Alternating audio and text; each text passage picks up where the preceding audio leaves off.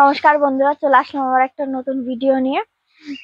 তো আজকে শীতের মধ্যে দেখতে পেলেন যে সর্ষে ক্ষেতের মধ্যে দিয়ে গাছে প্রচুর কুল হয়েছিল।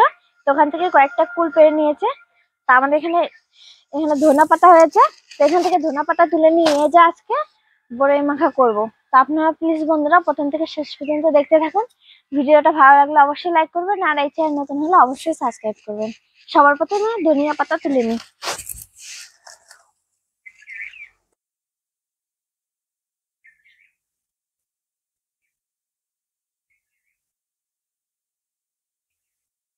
তো আমার এই কয়েকটা লাগবে, আমি এই কয়েকটা নিয়ে চলে যাবো রান্নার ঘরে।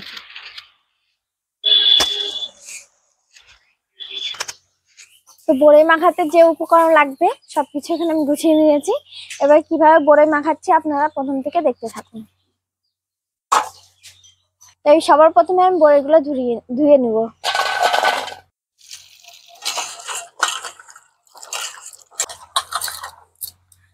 বড়িগুলো আমি পরিষ্কার করে 2 থেকে 3 বার ধুয়ে নেব।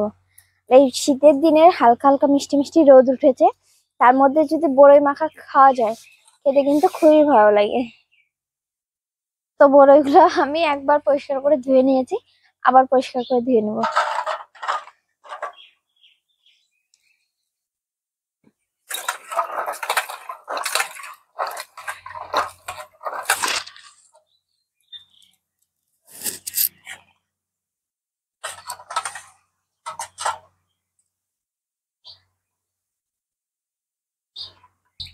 তো বড়ই মাখানোর মধ্যে আমি কাঁচা লঙ্কা দেবো, কাঁচা লঙ্কা গুলো পরিষ্কার করে ধুয়ে নেব।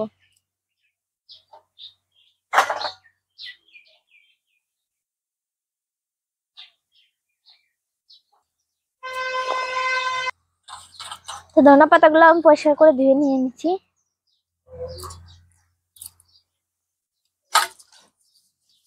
তো এখানে আমি শিল পাতা নিয়ে বসে পড়েছি। এবার বড়িগুলো হালকা ভাবে থেতলে নেব।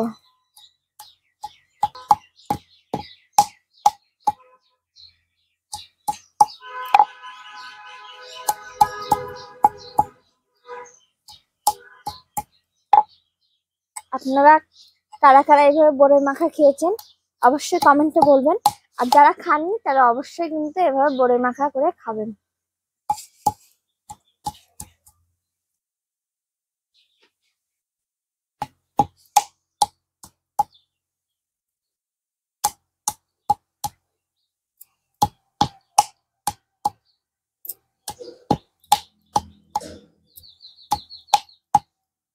আমি বড়িগুলো থেতলে নিয়েছি। এবার হালকা করে যে খোসাগুলো বেটে নেব।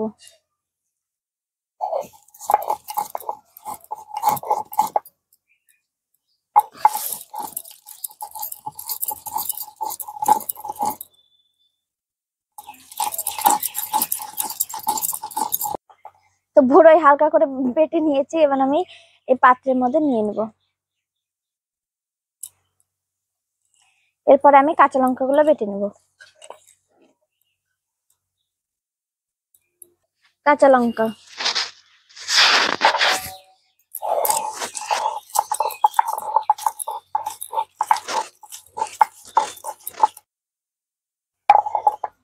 লঙ্কা আমি হালকা ভাবে বেটে নিয়েছি। এবার বড়ের মধ্যে নিয়ে নেব।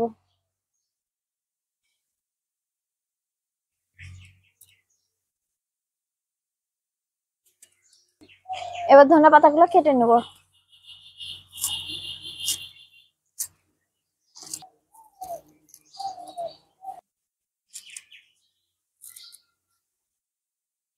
বড়ের মধ্যে আমি লঙ্কা বাটা, ধনে পাতা কুচি, আর পরিমাণ মতন চিনি,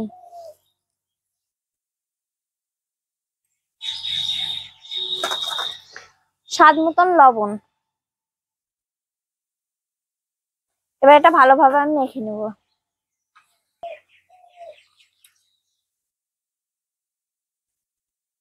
এই বড়ই মাখানো কার কার খেতে ইচ্ছা করছে অবশ্যই কমেন্টে বলবেন।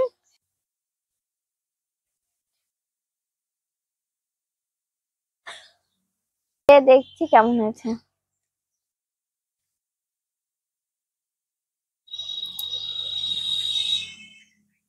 দারুণ লাগছে।